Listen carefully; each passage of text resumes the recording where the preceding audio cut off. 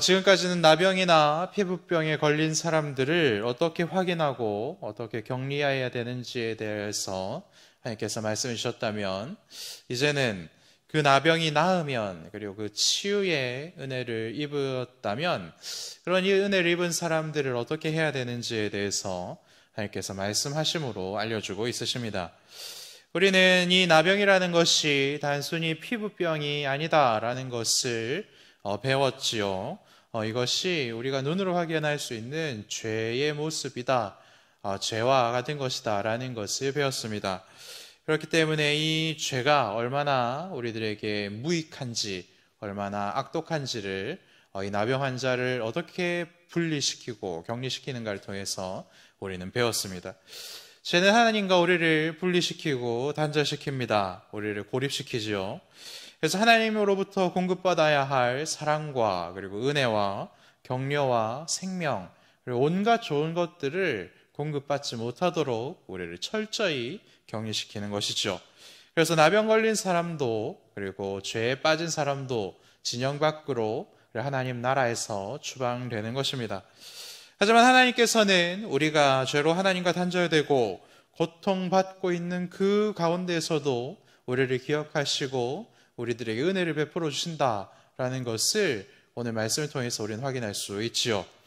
내 힘으로 씻을 수 없는 그 죄를 하나님이 씻어주시고 회복해 하시더라라는 것입니다. 죄 때문에 쫓겨난 하나님 나라로 돌아갈 수 있도록 하나님께서는 우리를 하나님 나라 밖에서 죄를 씻어주시고 그 병이 낫게 하시는 은혜를 겪게 하신다라는 것입니다. 오늘 본문에서 발견할 수 있는 가장 큰 은혜가 이것이지요. 하나님이 먼저 추방된 나를 찾아오신다. 그리고 하나님이 먼저 추방된 나를 찾아오셔서 그 모든 죄의 문제를 해결해 주신다. 이것이 하나님께서 우리들에게 베풀어 오시는 가장 큰 은혜입니다. 그러면 여러분, 하나님께서 왜 우리를 찾아오십니까? 죄인인 우리에게는 하나님께로 갈 수 있는 능력이 없기 때문에 능력이 있으신 하나님께서 우리를 찾아오십니다. 우리는 갈 수 있는 처지도 안 되고 그곳으로 갈 수 있다라는 상상도 할 수 없는 그러한 존재들이죠. 그렇기 때문에 언제나 먼저 하나님이 나를 찾아오시는 겁니다. 3절 말씀 보면 이 원리를 따라서 제사장이 진영 밖으로 나가서 회복해된 나병 환자를 진찰하라 라고 하나님이 말씀하시는 것을 볼 수가 있죠. 진영 밖에서 특별한 돌봄을 받은 적도 없는 자가 같은 처지의 죄인들, 같은 처지의 부정한 자들과 함께 어울려 살았는데도 불구하고 어떠한 자는 치유함을 받고 그리고 어떠한 자는 계속해서 그 병 가운데 살게 되었다라는 것이죠. 이처럼 구원의 은혜는 모든 죄인들이 누려야 할 은혜이지만 하나님의 은혜로 구원받는 자, 하나님의 능력으로 하나님 나라의 백성이 되는 자는 극히 적은 자이다. 이것이 하나님께서 우리들에게 분명히 약속하신 바입니다. 저나 여러분도 마찬가지이지 않았습니까? 저와 여러분들도 죄 때문에 하나님의 원수로 살았고 하나님의 원수들과 뒤엉켜 살던 사람들이지 않습니까?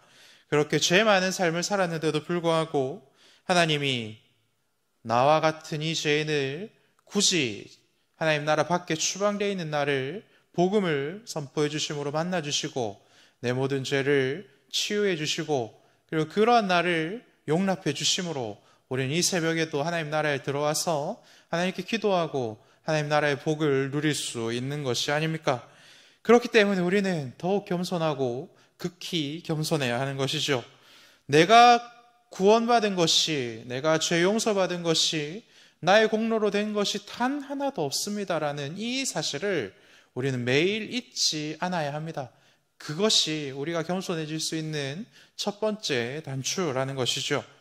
죄 때문에 진영 밖에 격리되어 있었던 자를 하나님이 치유해 주시고 하나님이 씻어 주시고 하나님이 거룩하다 말씀해 주시고 하나님이 진영 밖으로 진영 안으로 다시 데려고 가 주신 것입니다. 그래서 우리는 겨우 하나님 나라의 백성이 된 것이죠. 그런데 우리가 얼마나 자주 이 사실을 망각하는지 까먹는지 모릅니다. 그래서 우리 속에 여전히 교만한 마음들이, 교만한 죄가 가득한 것이죠.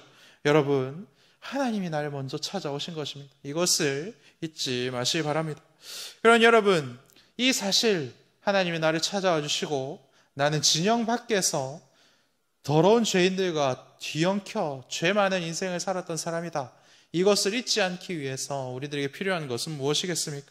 우리의 신분이 회복되는 일이 결코 쉬운 일이 아니다라는 것을 우리는 잊지 말아야 하는 것이죠. 그래서 오늘 말씀을 보면 그 나병 환자가 어떠한 절차를 통해서 거룩하다 함을 입고, 그리고 그 거룩하다 함을 입은 자가 진영 밖으로, 그리고 자기의 처소로 들어가기까지 또 얼마나 복잡한 일들이 있는지를 하나님께서는 알려주는 것이죠.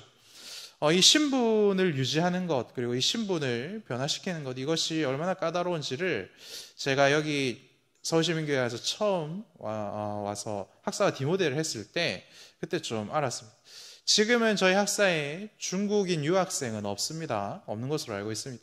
근데 제가 맡았을 때는 학생 비자로 중국인 친구들이 들어왔다가 이제 그 친구들이 졸업하고 취업을 해야 되는 그러한 상황이 있었습니다. 그래서 두 학생이 취업을 했었고, 그 취업 비자를 유지하는 것이 굉장히 까다롭다라는 것을 그때는 제가 잘 몰랐습니다.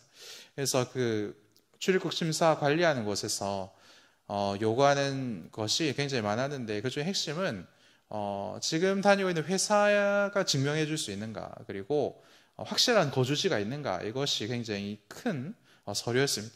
근데 학사는 1년마다 그 호시를 변경을 했었거든요. 그래서 그 변경을 하고 이제 그 변경된 것을 신고를 했는데, 이제 그렇게 이사를 1년 만에 해버리니까 이제 거주지가 불명확하다, 이제 그렇게 심사 결과가 나왔었습니다. 그래서 이것이 정말 까다롭고 굉장히 좀 힘든, 외국인들이 우리나라에서 취업해서 일하는 것이 굉장히 힘들구나라는 것을 그때 깨달았죠. 이처럼 이 땅에서도 신분이 확인이 되고, 이 땅에서도 외국인이 이렇게 우리나라에서 일하는 것이 굉장히 절차가 까다롭고, 그리고 그 도장 받는 것이 힘든데, 이 영적인 신분이 변하고 그리고 하나님 나라로 들어가는 것도 얼마나 그 절차가 복잡하고 까다롭겠습니까? 오늘 말씀은 그것에 대해서 이야기를 하는 것이죠. 그래서 새 2마리를 잡아서 1마리는 죽이고 그 죽은 새의 피를 뿌리고, 그리고 그것이 시작이죠. 그래서 이제 그것을 통해서 이제 정결하게 된 자는 진영 밖으로 들어올 수 있는 자격을 얻고, 진영 밖으로 들어온 자는 이제 또 7일 동안 또 기다렸다가 8일째 되는 날에 또 옷을 빨고 몸에 있는 모든 털을 밀고, 그리고 그때야 하나님께 예배 드릴 수 있는, 제사 드릴 수 있는 자격을 얻게 되고, 그리고 그 이후에 이제 하나님께 제사를 드림으로 자신의 죄도 용서받고 속건 제물을 통하여서 또 이제 하나님께 그리고 공동체의 그런 손해를 이제 또 갚아야 되는 그러한 방법들도 하나님께서는 주셨다. 하나님께서는 이렇게 말씀하고 있는 것이죠. 그래서 이렇게 굉장히 복잡한 절차들을 거치고 나면 이제 그 나병 환자는 이제 의식상으로, 그리고 절차상으로 완전히 깨끗한 사람이 된다라고 하나님께서 말씀하십니다. 물론 이러한 절차들을 온전히 밟는다고 해서 우리의 속사람이 온전히 깨끗하고 온전히 완전하게 되는 것은 아닐 것입니다. 다시 같은 죄를 반복해서 짓는 것이 우리들의 뻔한 수준인 것이지요. 하지만 부정한 자가 정결하게 되어서 하나님이 주시는 거룩한 신분으로 가는 이 길이, 이 절차가 너무나도 복잡하고 어렵다는 것을 확인을 해야지 이제 이 나병 환자가 얻은 그 은혜가 얼마나 큰지를 그가 알게 되지 않겠습니까? 우리들의 신분이 변하는 그 과정이 얼마나 처절하고 사람의 능력은 해낼 수 없고 하나님의 은혜가 아니면 우리가 얻을 수 없는 은혜이다라는 것을 우리는 예수 그리스도를 만나는 그때에 깨닫게 되고 알게 되는 것이죠. 오늘 우리는 예수님의 시대를 살고 있습니다. 우리가 저런 복잡한 절차를 밟고 있지는 않지요. 하지만 우리가 예수 그리스도를 믿는 그 순간, 만나는 그 순간 예수님께서 자신의 몸과 피로 저 모든 절차를 이미 우리를 위하여서 완성해 놓으셨기 때문에 우리는 우리를 찾아오신 성령의 충만함으로 예수님을 깊이 묵상할 수 있고, 예수를 깊이 묵상함으로 인하여서 우리는 회개할 수 있는 것이죠. 그리고 우리가 매일매일 회개하는 것을 통하여서 오늘 본문에 나병 환자가 복잡하게 겪었던 그 절차들을 매일 확인할 수 있는 그 은혜를 통하여서 우리도 죄 용서받는 것이 얼마나 놀라운 일인지를 깨닫게 되고, 내가 다시는 이 죄를 짓지 말아야지라는 다짐과 죄에서 떠나야지라는 그런 굳은 결심, 죄를 미워하는 그런 은혜들을 누릴 수 있게 된다라는 것입니다. 그래서 예수 그리스도를 묵상하고 회개할 때 우리는 우리 신분이 회복됨이 얼마나 말도 안 되는 절차를 거친 것인가, 그것을 깨달을 수 있다라는 것입니다. 사랑하는 여러분, 그렇기 때문에 매 순간 성령으로 충만하시기를 다시 한번 부탁드립니다. 그래서 십자가에서 너무나도 복잡한 그 정결의 절차를 완성해 주신 예수님의 그 은혜를 매일매일 묵상하시고 진심으로 회개하는 은혜들을 누리시기를 축복합니다. 그러면 우리는 그때 굉장히 조금 겸손해질 수 있는 것이죠. 여러분, 마지막으로 겸손하여졌다면 겸손한 자는 어떠한 삶을 살아야 되겠습니까? 오늘 본문은 전도자의 삶을 살아야 된다라고 우리들에게 말씀하고 있죠. 전도자의 삶은 어떠한 삶이겠습니까? 나의 장막에 머무는 삶은 아닐 것입니다. 계속해서 누군가를 찾으러 다니는 삶이 바로 이 전도자의 삶인 것이지요. 누구를 찾으러 다녀야 되겠습니까? 누가 제사장이 필요한 사람인지, 누가 제사장에게로 데려다주는 은혜를 받을 자인지를 쉬지 않고 찾으러 다니는 삶이 바로 이 전도자의 삶인 것이지요. 나는 나병을 낳아서 진영 안에 들어왔고 나의 장막에 들어왔으니까 나의 장막 안에서만 살아야 되겠다라고 생각하는 사람은 어떠한 사람입니까? 1만 달란트 탕감받은 자가 100데나리온 빚진 자에게 내 돈 내놓으라고 소리치면서 그 빚 갚으라고 이렇게 염치 없이 구는 자의 삶과 같은 것이지 않겠습니까? 누가 진영 밖에서 하나님께 치유의 은혜를 받았는지를 계속해서 살피고 그 기쁜 소식을 제사장에게 전해주는 사람이 있어야 하는 것이죠. 하나님 은혜와 복음이 필요한 자들에게 계속해서 말씀을 전하고 그 말씀으로 영혼이 회복되고 그의 삶이 죄인의 삶이 아니라 거룩한 삶으로 변화되는 그 일을 계속해서 멈추지 않을 수 있도록 계속해서 살피고 진영 가까운 곳에서 머물면서 은혜들이 필요한 자들 찾아다니는 것, 그것이 전도자의 삶입니다. 1절에서 나병 환자가 다 나았을 때 그 소식을 제사장에게 전해주는 사람이 있었다라고 말씀하고 있지 않습니까?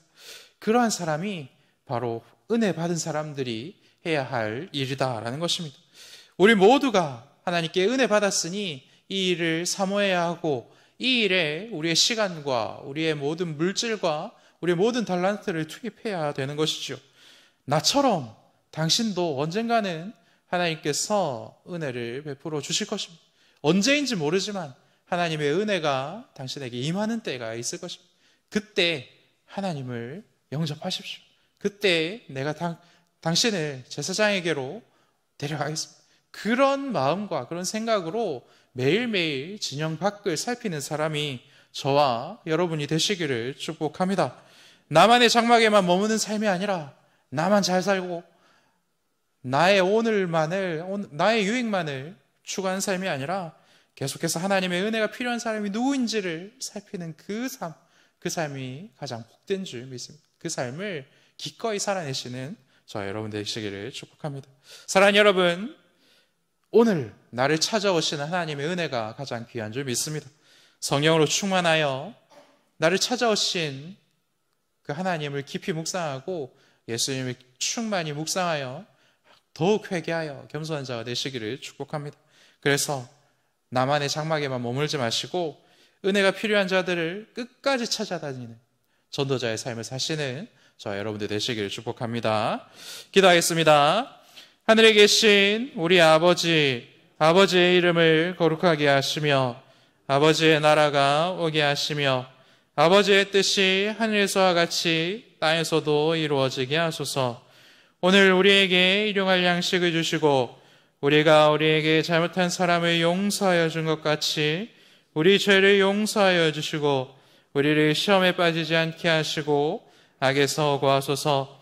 나라와 권능과 영광이 영원히 아버지의 것입니다. 아멘.